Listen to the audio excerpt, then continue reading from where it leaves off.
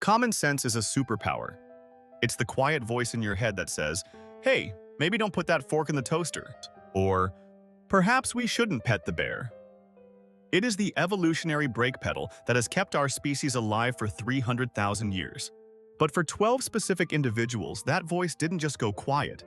It packed its bags, left the building, and moved to a different continent. Tonight, we are looking at a special category of disaster.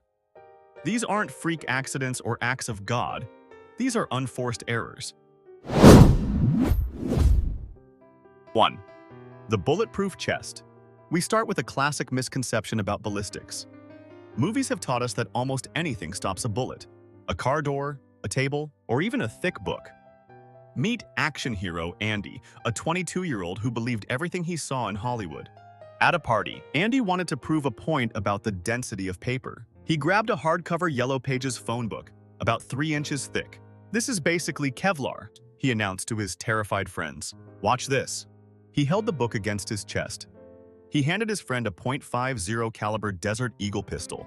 Now, let's look at the physics. A .50 Action Express bullet is a massive projectile. It travels at 1,500 feet per second and delivers over 2,000 foot-pounds of energy. To stop that much kinetic energy, you need hardened steel or ceramic plates. Paper is just wood pulp. Andy puffed out his chest. "Shoot it!" His friend, succumbing to peer pressure and bad judgment, pulled the trigger. The bullet hit the book. It traveled through the 3 inches of paper in approximately 0.0002 seconds. It didn't even slow down significantly. It exited the back cover, entered Andy's chest, pierced his heart, shattered his spine, and exited his back. Andy looked down at the hole in the book with genuine confusion before collapsing. He proved that paper beats rock, but bullet beats everything. 2. The human anchor. Boating is relaxing until you forget that you are floating on a hostile environment. Enter Captain Carl, a weekend sailor who treated safety protocols like mere suggestions. Carl was piloting his 40-foot yacht on a windy day. The water was rough. He decided to drop anchor to have lunch. The anchor weighed 60 pounds, attached to 100 feet of heavy steel chain. Usually you lower this anchor slowly using a winch. Carl, however, was in a hurry. He decided to just kick it off the side and let it free fall. Here is the error. Carl was standing inside the coil of chain on the deck. He kicked the anchor overboard. Gravity took over. The 60-pound weight plummeted toward the bottom, dragging the heavy chain with it. As the chain whipped out of the coil, a loop snagged around Carl's ankle. The force of a falling anchor, combined with the weight of the accelerating chain, created a pull force of over 500 pounds instantly. Carl was ripped off his feet. He was dragged across the deck, through the railing, and underwater in less than a second. The anchor hit the bottom, 80 feet down. Carl was tethered to it. He was pulled down to the dark, cold depths before he could even take a breath. He became the anchor he was trying to set. A tragic reminder to never stand in the bite of a line. 3. The microwave welder. The internet is full of life hacks. Some show you how to peel an egg. Others show you how to build a high-voltage death machine. This is the story of Sparky Steve. Steve saw a video on how to make a Lichtenberg figure, burning lightning patterns into wood using electricity. The tutorial required a transformer from an old microwave oven. A microwave oven transformer, MOT, is one of the most dangerous components in your house. It steps up 120 volts to 2,000 volts, with enough amperage to kill 10 men instantly. Steve dismantled his microwave. He wired up the transformer to 2 metal probes. He didn't have insulated gloves. He didn't have a dead man's switch. He just plugged it into the wall. He held a probe in each hand and touched them to the wet wood. The wood began to burn beautifully. "It's working," he thought. Then his nose scratched. Without thinking, pure muscle memory, he lifted his hand to scratch his nose while still holding the live probe. The circuit closed through his chest. 2,000 volts arced from his left hand to his right hand, passing directly through his heart. It wasn't a shock. It was an instant cardiac arrest. He was dead before he hit the garage floor. He wanted to make art, but he made himself part of the circuit. 4. The zoo jumper. We have all seen cartoons where animals are friendly. This creates a dangerous delusion called the Bambi effect. Meet David, a 25-year-old who believed he had a spiritual connection with big cats. David was at the city zoo. He watched the Siberian tiger, a 600-pound apex predator, pacing in its enclosure. He looks sad, David told his friends. He needs a hug. Ignoring 3 layers of fences, warning signs in 4 languages, and the screaming of the zookeepers, David climbed into the enclosure. He landed on the grass, opened his arms, and called out, "Here, kitty, kitty!" The tiger, whose name was distinctively not Kitty, stopped pacing. In the wild, eye contact and open arms are not a hug. They are a challenge. The tiger covered the 30-foot distance in 2 bounds. David didn't even have time to flinch. The tiger swiped him with a paw the size of a dinner plate, delivering 10,000 pounds of force. It broke David's neck instantly. The tiger then proceeded to drag him into its den, not out of malice, but because that's what tigers do with meat. David wanted a Disney moment. He got a Discovery Channel ending. 5. The gas leak lighter. If you smell gas, your brain should scream, "Run!" For Brian, it screamed, "Investigate!" Brian came home to find his basement smelling like rotten eggs. The telltale scent of mercaptan, the chemical added to natural gas. The pilot light on his water heater had gone out, and the valve was stuck open. The basement was filled with a perfect mixture of methane and oxygen. It was dark. The light bulb had burned out. Brian needed to see the pilot light to fix it. Common sense says, go get a flashlight. Brian's logic said, use the lighter in your pocket. He flicked the Bic lighter. Here is the chemistry. Natural gas is explosive at concentrations between 5% and 15%. Brian's basement was at about 10%. The perfect stoichiometric ratio for maximum destruction. The tiny spark from the flint was enough. The air itself caught fire. The resulting explosion lifted the entire house off its foundation by 4 inches. The windows blew out 50 feet into the yard. Brian was at the epicenter. He was vaporized instantly. He found the leak, and in doing so, he removed the house that contained it. 6. The chainsaw prank. Pranks are funny. Chainsaws are tools of destruction. Combining them is a fatal error.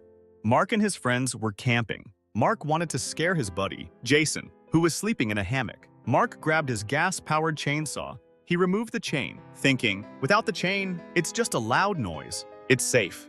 He was wrong. Mark crept up to the hammock. He revved the engine to full throttle. "Wake up!" he screamed, lunging the saw bar toward Jason. Jason woke up in a state of primal terror. His fight-or-flight instinct kicked in hard. He didn't fly, he fought. Jason swung a heavy metal flashlight blindly into the dark.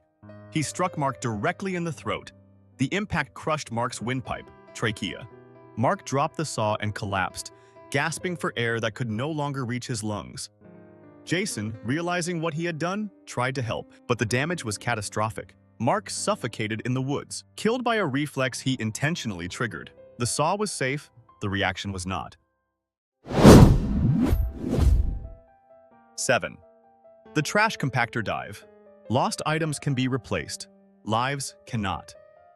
But Jeff, a store employee, got his priorities mixed up. Jeff accidentally dropped his wallet into the industrial cardboard baler, a massive hydraulic press designed to crush boxes into dense cubes. He looked down and saw his wallet sitting on top of the cardboard pile. I can grab it, he thought. The machine is off. He climbed into the baler chamber. He grabbed the wallet. Here is the failure. Jeff didn't use lockout/tagout procedures. He didn't cut the power. He didn't put the safety key in his pocket.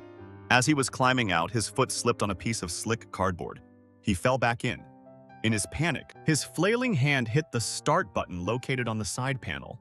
The hydraulic ram, powered by a 20-horsepower motor, began to descend. It moves slowly, but it moves with 50,000 pounds of force. It does not stop for resistance. Jeff screamed, but the thick steel walls muffled the sound. The ram compressed him along with the cardboard into a neat 4-foot cube. He was recovered hours later when the bale was ejected. He saved his wallet, but he paid the ultimate price. 8. The helium mask. We all love the squeaky voice helium gives us. It's a party staple. But helium is an asphyxiant. It displaces oxygen. Ryan, a 30-year-old at a birthday party, wanted to do the ultimate squeaky voice. He didn't just suck from a balloon. He grabbed the nozzle of the industrial helium tank.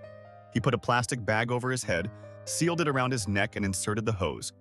"I'm going to hotbox helium," he joked. He turned on the gas. The bag filled with pure helium. When you hold your breath, you feel the urge to breathe because CO2 builds up in your blood. But when you breathe pure helium, you are exhaling CO2 normally, so you don't feel the urge to suffocate. You just simply run out of oxygen. Ryan took 3 deep breaths of pure helium. His blood oxygen saturation dropped to near zero instantly. He passed out within 15 seconds. Because the bag was tied around his neck and the gas was still flowing, he continued to breathe pure helium while unconscious. His friends thought he was playing a prank, pretending to faint. They laughed for 2 minutes. By the time they realized his lips were blue, his brain cells had died from anoxia. He laughed his way into a coma and never woke up. 9. The Road Rage Ninja. Road rage turns ordinary citizens into gladiators. But bringing a sword to a car fight is a bad calculation. Tom was cut off in traffic by a sedan. Furious, he followed the car until it stopped at a red light. Tom got out of his truck. He grabbed a decorative katana sword he kept in the back seat. He marched up to the sedan screaming and swung the sword at the driver's side window. Smash! The glass shattered. The driver of the sedan, terrified for his life, did what any panicked human would do. He stomped on the gas pedal. Tom was standing in front of the sedan's rear wheel, holding onto the doorframe. When the car accelerated, the doorframe pulled him forward, knocking him off balance. He fell under the rear tire. The sedan, weighing 3,500 pounds, drove directly over Tom's chest. The driver didn't stop. He drove straight to the police station to report an attack. Tom lay on the asphalt with a crushed ribcage and a cheap sword. He let his anger drive the car, and it drove right over him. 10. The fire hydrant shower. On a scorching summer day, an open fire hydrant looks like an oasis. But city water pressure is not a sprinkler, it is a weapon. Mike, a 20-year-old, decided to crack open a hydrant to cool off the neighborhood. He used a giant pipe wrench. He didn't just open it a little, he opened it all the way. The water pressure in that main was 100 pounds per square inch. That doesn't sound like much until you realize the volume is 1,000 gallons per minute.